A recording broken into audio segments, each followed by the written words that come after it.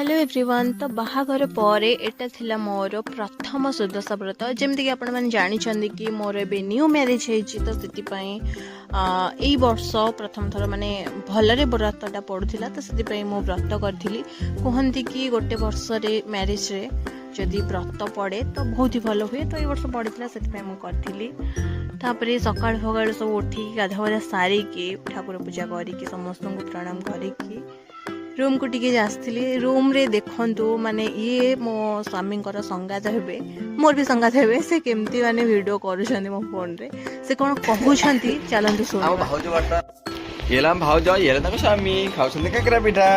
ये होछंती से महाशय जे कि एबे वॉइस देतिले। नेक्स्ट आमे टिके आम मैरिज रो वीडियो गुरा देखुथलु लैपटॉप रे बाहागर पर मिसिकी सब वीडियो देखा गोटे अलग मजा अलग लेवल मजा मु तो मो बाहागर भलसे डांस भी कर पारे छाड़।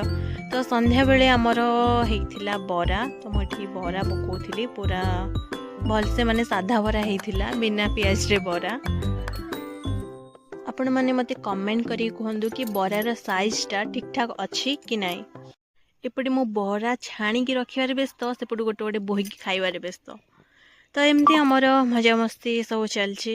रहुछु नेक्स्ट वीडियो रे पुणी थे देखा। हर हर महादेव।